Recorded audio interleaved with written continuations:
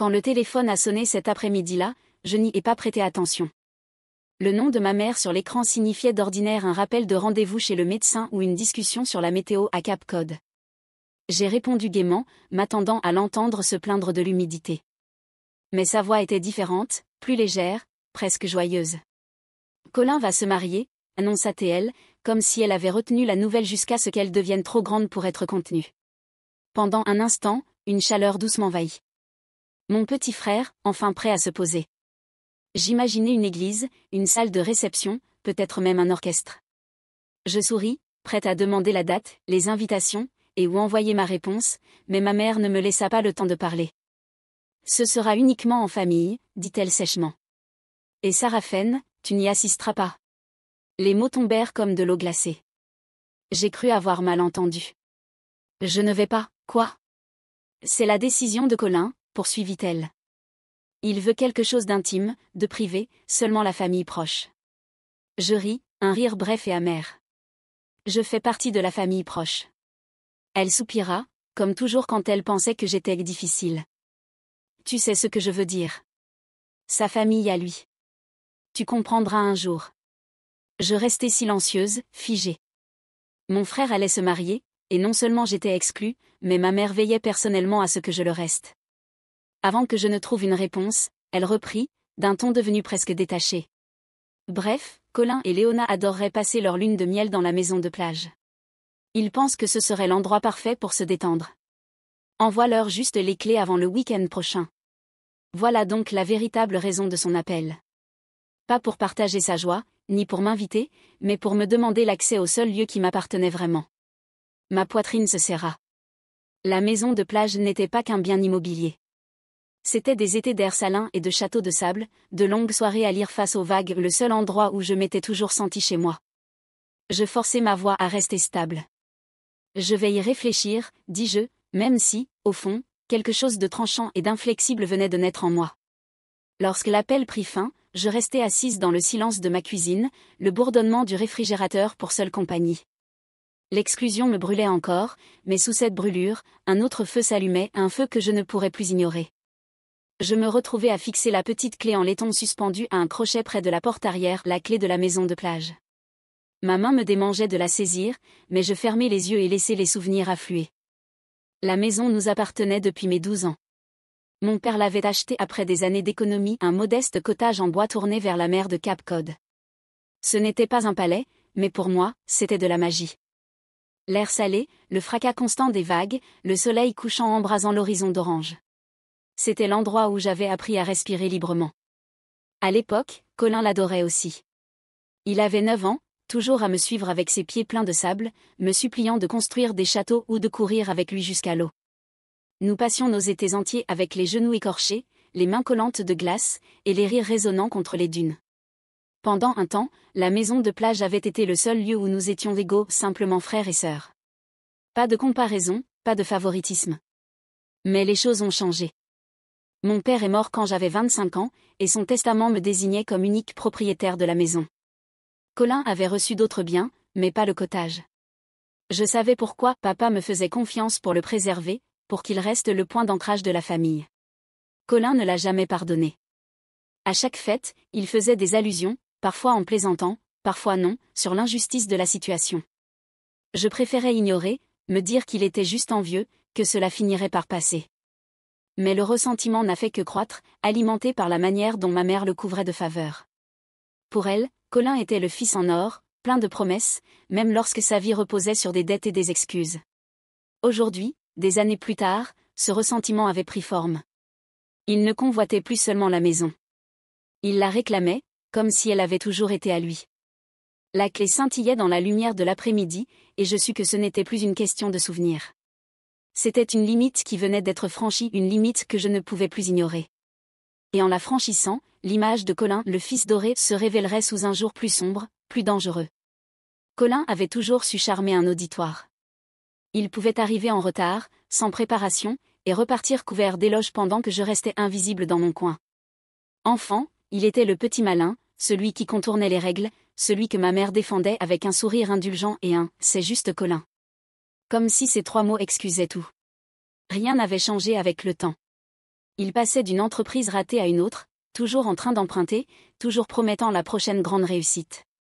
À chaque échec, ma mère parlait de malchance, tandis que mes succès à moi n'étaient accueillis que par un haussement d'épaules. J'ai cessé d'attendre sa reconnaissance depuis longtemps, mais être exclu du mariage traça la ligne plus nettement que jamais. Léona, sa fiancée, complétait parfaitement le tableau. Elle venait d'une famille respectable, mais dont le nom s'était effrité en même temps que leurs finances. Je l'avais rencontrée une fois, lors d'un dîner de Noël gracieuse, polie, avec un sourire qui n'atteignait jamais ses yeux. Elle portait sur elle cette élégance forcée des gens pour qui les apparences sont une question de survie. Je n'eus aucun mal à comprendre pourquoi Colin l'avait choisie, elle lui donnait une allure de réussite, et lui, il lui offrait l'illusion de la stabilité. Leur mariage, annoncé comme en petit comité, n'avait rien de modeste. C'était une mise en scène, une façon pour Colin de se placer au centre de l'attention, admiré, tandis que j'étais effacé du scénario. Mon absence ne serait pas un oubli. Ce serait une décision délibérée, une élimination. Pendant des années, j'avais été la sœur discrète, celle qui encaissait les humiliations sans rien dire. Mais en entendant ma mère me rejeter avec tant de facilité, j'ai compris que mon silence leur avait simplifié la tâche. J'avais laissé Colin devenir le fils doré, intouchable. Et face à cette exclusion délibérée, j'ai senti que le calme en moi commençait enfin à se fissurer. La morsure de l'exclusion ne s'estompa pas. Elle s'accrocha à moi comme le sel sur la peau, s'infiltrant dans chacune de mes pensées. Pendant des jours après l'appel, je rejouais les mots de ma mère dans ma tête, son ton calme, son détachement, la facilité avec laquelle elle était passée de « tu n'es pas invité » à « envoie les clés ». La cruauté n'était même pas dissimulée. Elle était naturelle, comme si je n'étais rien d'autre qu'une note de bas de page, utile seulement pour ce que je possédais. Au début, j'ai porté l'humiliation en silence, comme toujours. J'ai continué ma routine, le travail, les courses, les soirées calmes en prétendant que cela ne me touchait pas. Mais chaque fois que je prenais une tasse ou pliais du linge, l'amertume revenait. L'histoire de ma famille avait toujours été écrite avec Colin au centre, et moi, j'étais censée jouer le rôle de la sœur docile et conciliante. Pendant des années, je m'étais convaincue que rester silencieuse était une forme de force, une preuve que j'étais au-dessus de leur favoritisme. Mais désormais, ce silence ressemblait à une reddition. Cette nuit-là, je me tenais dans ma cuisine, fixant la clé en laiton suspendue près de la porte arrière, la clé de la maison de plage, l'héritage de mon père, le seul endroit au monde qui ne m'avait jamais demandé de me réduire ou de faire des compromis. Et soudain, je compris, donner cette clé à Colin sans résistance serait mon effacement final. Alors, lorsque je rappelai ma mère, ma voix était calme et assurée. Je lui dis que j'y réfléchirais, que je voulais m'assurer que la maison était prête.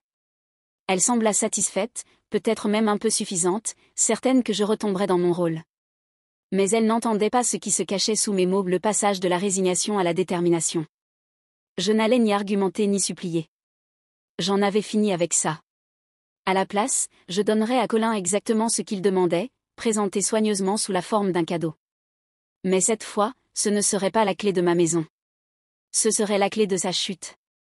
Et avec cette décision, le silence que je portais depuis des années se fissura enfin, laissant place à quelque chose de plus aigu, quelque chose qu'on ne pouvait plus ignorer. Je ne me précipitais pas. Agir impulsivement était une habitude de Colin, pas la mienne. Au lieu de cela, j'avançais avec soin, une question à la fois, un pas tranquille après l'autre. S'ils pensaient que je leur remettrais simplement les clés de l'héritage de mon père, ils se trompaient. Je commençais par les personnes qui connaissaient Colin depuis plus longtemps que je n'avais pu le supporter. Un ancien partenaire commercial répondit à mon appel par un rire amer. « Colin ? Je n'ai plus de nouvelles depuis qu'il a abandonné l'aventure du restaurant. Il m'a laissé avec des fournisseurs impayés et un procès. J'espère que tu n'appelles pas pour le défendre. » Sa voix ne laissait aucun doute, mon frère était plus un escroc qu'un entrepreneur. Un autre contact me parla d'une start-up technologique ratée brillante sur le papier mais vide en pratique, financée par des prêts que Colin n'avait jamais remboursés.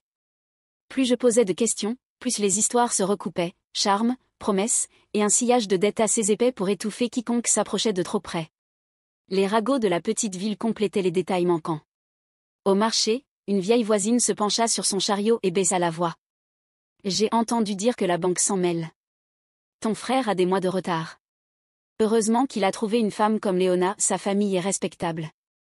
Du moins, l'était avant la crise. » Cela m'envoya fouiller dans les registres publics. Il ne fallut pas longtemps pour les trouver, des saisies sur les biens de la famille de Léona, une série de privilèges qui montraient clairement le désespoir en noir et blanc. Pièce par pièce, le tableau se précisait. Ce mariage n'avait rien à voir avec l'amour éternel ni même avec les apparences. Il s'agissait de survie, cousue avec un espoir fragile et un sentiment de droit acquis. La maison de plage n'avait pas été choisie pour son romantisme. Elle avait été choisie parce qu'elle était stable, précieuse, inébranlablement mienne. Un soir, je refermai mon ordinateur portable avec la conviction claire que la lune de miel de Colin n'avait jamais été censée parler de vagues ou de coucher de soleil. Il s'agissait de levier, utiliser le seul endroit que je possédais encore entièrement pour masquer le sol qui s'effondrait sous lui. Et s'il était prêt à miser son mariage sur cette illusion, il était temps que je décide quelle vérité j'étais prête à mettre entre ses mains. Une fois les pièces étalées devant moi, le plan s'écrivit presque de lui-même. Je n'allais pas crier, accuser ou supplier quelqu'un d'écouter. Cela n'avait jamais fonctionné avec ma famille. Ils préféraient le charme de Colin à ma raison. Alors, je ferais ce qu'ils attendaient le moins, leur donner la vérité comme si c'était une bénédiction. Je commençai à collecter les avis de justice téléchargés depuis les registres publics, les lettres de créanciers non réglées, de vieux articles des journaux économiques locaux retraçant les aventures éphémères de Colin et les désastres qu'il avait laissés derrière lui. Chaque page confirmait ce que je savais déjà, son image dorée n'était qu'un clinquant posé sur la pourriture. Mais je ne m'arrêtais pas là. J'incluais aussi des documents concernant la famille de Léona, les saisies et privilèges racontant une histoire plus silencieuse de désespoir. Ce n'était pas pour l'humilier, mais pour compléter le tableau. Ce mariage n'était pas une union d'amour mais de nécessité, et je voulais qu'ils voient tous les deux cela écrit en encre indélébile. Je glissais tout dans un porte-document en cuir, du type utilisé par les professionnels pour leur présentation. Cela me semblait approprié. Colin avait toujours aimé se montrer, comme s'il était important, comme si le monde se pliait à ses promesses. Qu'il parcourt donc une performance créée de ses propres mains. À l'extérieur, je pris soin de chaque détail. Papier cadeau argenté, lisse et impeccable. Un large nœud blanc parfaitement noué au centre, le genre de paquet destiné à trôner à l'avant d'une table de cadeaux, admiré avant même d'être ouvert. Je déposai une carte sur le dessus, mon écriture calme et régulière, à Colin et Léona, avec amour. Que ce cadeau vous aide à construire un futur ensemble. Lorsque j'eus terminé, je posai la boîte au centre de ma table à manger et la fixai. Elle avait l'air inoffensive, presque élégante, mais je savais ce qu'elle contenait. Ni vengeance, ni rancune, juste la vérité, superposée et indéniable. Et bientôt, la vérité arriverait à leur porte, attendant d'être déballée. Il ne fallut pas longtemps. 2 jours après avoir laissé le colis à l'appartement de Colin, mon téléphone s'alluma avec son nom. Je laissai sonner une fois avant de répondre, reprenant mon souffle. « Mais qu'est-ce qui ne va pas chez toi ?» Sa voix était déjà aiguë, assez pour trembler à travers le combiné. « Tu trouves ça drôle ? Tu as ruiné notre semaine de mariage. » Derrière lui, j'entendis des sanglots étouffés, sans doute Léona et le froissement de papier frappé contre quelque chose de dur. Le bruit de mon porte-documents se répandant sur leur sol se jouait exactement comme je l'avais imaginé. « Je t'ai envoyé un cadeau, dis-je d'une voix posée. Tu l'as ouvert ? Tu appelles ça un cadeau ? C'est n'importe quoi, Sarafène. Remuer des mensonges, m'humilier devant ma femme. Ce ne sont pas des mensonges, Colin. Chaque page de ce dossier est un document public. Si tu te sens humilié, c'est parce que la vérité ne te flatte pas. Cela le mit encore plus en colère. Un flot de jurons se déversa, puis une autre voix intervint, celle de ma mère. Sarafène, comment as-tu pu faire ça à ton frère le jour de son mariage ? Tu es jalouse. C'est tout. Tu as toujours envié son succès. Je faillis rire, mais ma voix resta calme. Et si par succès tu entends dettes impayées, procès en cours et banque à ses trousses, alors oui, je suppose que je regrette de ne pas avoir ses exploits. Ne déforme pas les choses, répliqua-t-elle. Tu as humilié cette famille. Et non, maman, dis-je, abaissant la voix jusqu'à ce qu'elle devienne presque immobile comme la pierre. Colin s'est humilié lui-même. Tout ce que j'ai fait, c'est lui tendre un miroir. La ligne se tut un moment, ne laissant entendre que la respiration haletante de Colin et les sanglots de Léona en arrière-plan. Je savais qu'il voulait que je m'effondre, que je me défende, que je m'excuse d'avoir osé sortir de mon rôle. Mais je ne l'ai pas fait. Je laissai le silence s'étirer jusqu'à ce que Colin raccroche enfin, claquant la porte à ses propres mots. Et je savais que ce silence ne resterait pas contenu longtemps entre les murs de leur appartement. L'effet se fit presque immédiatement sentir. À la fin de la semaine, j'entendis des murmures à la bibliothèque où je travaillais, des voisins chuchotant à propos des dettes de Colin, des procès qui ressurgissaient, des créanciers soudain plus rapides dans leur démarche.